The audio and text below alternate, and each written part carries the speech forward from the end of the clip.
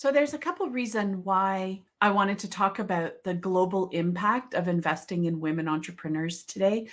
The first is that tomorrow is International Women's Day. And with a theme of embrace equity, I thought this was such an important topic to be covering at this time. The second reason is I've met a couple adversities recently in building up my fund, which is going to be able to provide microloans to women entrepreneurs. And so I needed to realign with my purpose and my passion and reestablish why it is that I'm doing this business. And so I encourage you, if you're a woman entrepreneur, to take some time out of your day today, tomorrow, this week, and look at that theme of embracing equity when it comes to International Women's Day. And also, if you're meeting a couple adversities within your business as well, this is a process of you being able to realign with your purpose and passion so that you can keep getting out of bed every day and keep doing what it is that you want. If you and I haven't met yet, my name is Shelagh Cummins. I am the host of the Road to Seven podcast. I'm also the CEO and founder of the Road to Seven, and we provide financing, coaching, and training for women entrepreneurs so they can scale and build a sustainable and profitable business. We do this through microloans, through programs that we run. We've got a really exciting program that's going to be launching towards the end of next week, early the week after, called Scale, which had such massive impact last year. 6 out of 6 people who joined that program, we keep our program small so we can work really intimately with you. 6 out of 6 people hired and have kept the person that they hired so they could begin scaling, all through this 12-week program that we're going to be starting in April. And we also provide private coaching. I work with women entrepreneurs one-on-one. I also have a team of coaches who provide coaching for women depending on what level of investment you want to make. So the impact, the goal of today is to talk about the impact of investing in women entrepreneurs. You know, I think it's important that we reiterate some of the real stats that are driving this company that I'm building. The first of which is 4%. Women access 4% of all lending capital. Yeah, women access 4% of all lending capital. And I'm going to tell you why in a minute. But the other statistic I want you to know is that women earn 16% of business loans, yet we make up the majority of entrepreneurs. So why is there that discrepancy? And then I want to talk about the impact and what can happen when we do invest in women-owned businesses. Right now, financial institutions have very traditional loan application and approval processes. During that process, you insert very simple data that they put into an algorithm and they decide if you're a worthwhile investment. So we are doing things a little bit differently. We are absolutely combining traditional data, but we're also adding in alternative data so that we can take a better look at that woman and understand her business, because chances are the women who we're lending to are running a micro business being somewhere in the 5, 6, 7-figure mark, probably with 1, maybe 2 people in it, maybe 3 if they're starting to scale. And they're interested in building a company that's bigger than them, but they're not really looking at building the next Amazon or Google. And so when you put those parameters into the traditional lending model, they just simply don't fit. We are too small for a financial institution to really have any profit on it, because it costs them so much in their underwriting process and to provide the loan. It's just not a profitable venture. And so we at the Road to Seven are looking to fill that gap and work with women-owned micro business, which is what over 87% of women-owned businesses are. And we look at both the traditional data of the company and the borrower, but we also look at other metrics about the borrower so that we can help them take a loan that is in alignment with the size of their company, that they can repay comfortably, and where they can take that investment and put it into a very strategic place in their company that's going to help them grow. And I just have to tell you, I was talking with one of our borrowers today on one of our monthly mentor calls. Every month I meet with our borrowers and we look at their scorecard or the data that's driving their company. We talk about any challenges. We work through any challenges or any solutions that they're looking for. We make connections, we come up with ideas. That is also a part of the borrowing. It is what is covered through that interest that you pay on the loan that you take. And she said to me today, and I think that this is really important to hear because it was just sort of perfect timing. Because as I said, I've met some adversity. I had sort of a pool of women who had said, put their hand up and said, yeah, I want to be a part of this. And now that it's time to put money behind them wanting to be a part of it, there's a lot of reasons why they can't. And that's fine. I understand it. This is normal. I am also experiencing what it's like to be a female founder that is looking for investment and some of the challenges that go with that. So this morning, the borrower was so cute. She said, I just have to tell you how much gratitude I have for the loan that you gave me. I've been able to invest in a systems consultant so that she can scale her agency. She's been able to use some of the money so she can hire one of her employees for a couple more hours a week to focus directly on the marketing for her own company. And she has already seen the growth. Now, our first loan went out December 1st, and it's now the time of this recording, March 7th. And she has already seen growth in the Google ads that she's running, that she used some of the money to invest in. She's gone from having 2 discovery calls in January to having 9 discovery calls in February with a 44% conversion on those, meaning she brought in 4 new clients in February as a result of the investments that she made. And she said, Sheila, I just have to tell you, one of the biggest things that I wasn't expecting was the wiggle room that this loan has provided me. She said, I am not spending the money quickly. I am being very strategic and very careful about where the money goes. But that peace of mind has enabled me to make some really powerful decisions and bring out some new offers and a couple new things that she's doing with her clients. And it's already helping her bottom line. That is one of the impacts of helping women financially. There are so many women that are bootstrapping the building of their companies. And when you're bootstrapping, it means that you're analyzing every single penny that comes in. Dollar comes in. Am I going to use this to pay my taxes? Am I going to use it to invest in this software? Am I going to use this to pay myself or a team member? Where am I going to put this money? And what often happens is women end up sacrificing the amount that they pay themselves or their salary, and they end up living below poverty line. In fact, over 73% of women-owned businesses, the owner is paying themselves below the poverty line in order to help grow their business. That's not sustainable. We cannot be building these thriving and profitable companies if we're not able to sustain ourselves financially. And so us being able to provide these loans and to give that wiggle room and to give that peace of mind has opened up this whole multitude of opportunities and possibilities for our borrower. And I mean, literally, it just made my heart sing today. And as I said, we've had a little bit of adversity in the last couple of weeks. It's been a bit tricky. And don't worry, I'm not stopping anytime soon. I'm beginning a new program today that's going to really fuel that fire and help put me in front of some new investors that maybe I wouldn't have had access to. It's going to help me refine my pitch. And it's because of the impact of these loans that I'm able to keep going. It's interesting when you look at what women do with the money that they earn in their companies. One of the big things that I see, or one of the big impacts that I see, is that women they have this microcosm. And in fact, if you haven't seen my TED Talk yet, I literally talked about the hidden microcosm of women entrepreneurs. The reality is women hire women. Let me take my company as an example.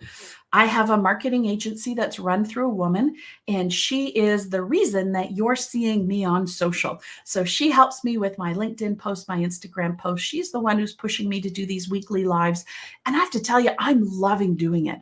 I love speaking with you. I love connecting with you. I love talking about topics that I'm passionate about. Speaking is my way of connecting with an audience. And if it wasn't for her, I wouldn't be doing these. I'd be sitting here typing away some stupid blog post about this or that, wanting to gouge my eyeballs out. So that agency is run by a woman. And in turn, she has a team of 3 women who work with her consistently as well. So you can see that there's this little hidden economy that's happening, but that's not all. The woman who produces my podcast, which is the reason I'm able to put out a podcast every single week, is because I record it. She then takes it and turns it into the magic that it is.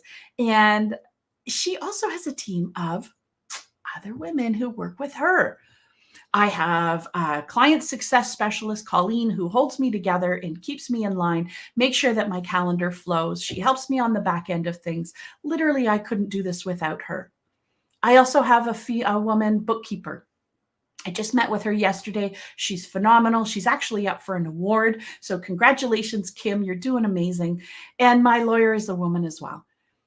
Because we hire women, we actually have our own little economy that we run and fuel each other. At the height of the pandemic, I took a pay cut, a severe pay cut, so that I could keep my team going, because without my team, I couldn't sustain my company. And by me doing that and investing in them, they were then able to keep their teams running. So you can see this trickle effect. And I'm going to date myself here a little bit, but I don't know if you remember an ad back in the 80s for a certain shampoo. And it said, if you tell 2 friends, then they'll tell 2 friends and they'll tell 2 friends. And that's how this women-owned economy runs. And it's one of the biggest impacts of investing in one woman is the amount of the trickle effect that it has on other women-owned micro business. You know, I think it's also important to look at what women do with their profits. Women are the highest contributors to charitable causes. When you look at the women, or when you look at the people who invest and who donate to charities, the highest percentage is women. When you invest in a woman entrepreneur so that she can earn more money, so she can make strategic investments, so she can scale and grow this company to be more profitable, she has more profit to be then reinfusing into the social good of our economy, of the pattern of our society. I mean, it really is at the heart of everything that we do at the Road to 7. You know, we have an unwavering belief in the impact of women entrepreneurs on both society and the economy, because there is firsthand data to support that women use their money for good. You know, a lot of women-owned businesses, some of them are single moms, some of them are the sole breadwinners in their house, some of them, like me, are a 50% contributor in their family. The money that I make goes towards opening doors and opportunities for my children. I'm investing in school for my daughter because it is the right fit for her. I couldn't have done that if I was still working a different job. My company has enabled me to provide an incredible future for my children through their sporting ventures. And if you know anything about me, you know all 3 of my kids play rep hockey. We are at a lot of hockey arenas every week, but the kids are flourishing to be a part of this team and the fitness that comes from it. And we do it because of the fitness, the fun, and the friends that come through this investment that we make in them. Opportunities that come for them, summer camp opportunities. I couldn't do that if I hadn't invested in my company to grow it to the level that it is today. And so when you're fueling the very epicenter of people that are having a massive impact on future generations and current generations, you are literally making our world a better place. There are women that are using the money from their companies to put food on their table, to put a roof over their head, to fill a retirement account so that they can one day retire. Women use their money for good. We play at the intersection of philanthropy and profit. The more profit, the more impact a woman is going to have on our world. And so, for those of you that have this bias about women-owned businesses, I remember talking with someone last year. She was a woman in business, and she said, "Oh, women entrepreneurs, they drive me crazy." And I was like, "Oh boy, here we go." And she said, "They're just a bunch of women that are complaining and selling cakes from their kitchen." And I thought, wow, you've actually just shown exactly one of the biases we have in our society for these businesses. Every company has started as a micro business. It's just that women often want to build a business that fuels the lifestyle that they want. They're leaving corporate because they want to have more time to spend with their family. They're not loving having every minute taken up, for a corporation where they might not be getting paid what they want, or they're not getting an equal pay to their counterparts. They're sacrificing their family, they're sacrificing their health, they're sacrificing everything for what? So women turn to entrepreneurship so that they can create that life that is really worth living. And, I think about women like Laura, who helps nonprofits through grant writing make more money through the grants so that these nonprofits can have a wider impact. How can you tell me that that is not a worthy investment, that she is not running a powerful company? I think about Andrea, whose law practice supports her children and who is currently building generational wealth through key decisions and investments that she's making. She is the main caregiver and provider for her children, and she is doing it through her company.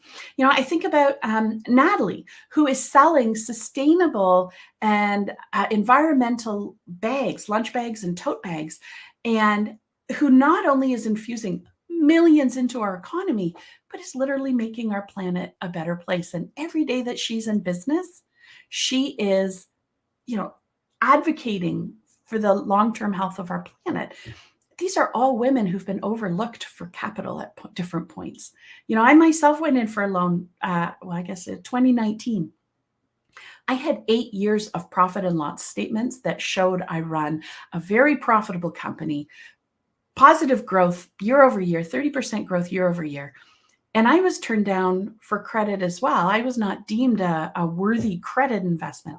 Why? Because they wanted a personal guarantee.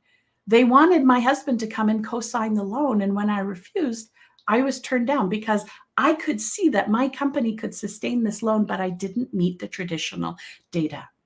And that's me as a white woman. Women of color, these statistics plummet, and it's disgusting. And it's just not right. And so when you just focus in on the impact that these women entrepreneurs are having on society, you can see that we are worthwhile investments. You can see that by investing in us, you are having a direct correlation to helping make our world a better place. And that is what is keeping me going in the face of adversity. It's not about how much money I can raise or how much money I have in the platform or, what I can do or what I can't do. It's all about the impact of the work that I'm doing. And if you're struggling in your business, then you've got to go back to that purpose and passion and understand the impact of the work that you do and focus on that so that you can keep going. And so to celebrate International Women's Day, I'm all about embracing equity. And in our case, we are embracing equity and challenging other leaders and investors to invest in a company that is going to create an equitable access to capital for all women entrepreneurs. And so happy International Women's Day. I look forward to seeing what you're doing with your business and the impact that you're having. I'd love to hear about your company. I'd love to hear about your purpose and your passion and what happens when you keep working. And if you are an investor that wants to align or be a part of what it is that we're building, please reach out, send me a message, send me an email, tag me, do whatever. I would love to talk with you, and I can explain a little bit more about how our fund works so that you can also play at that intersection of profit and philanthropy. Your investment has a higher likelihood of getting a return than you taking an equity piece in somebody else's company. And I'd love to talk to you about it. I will talk to you next week. Have a great day.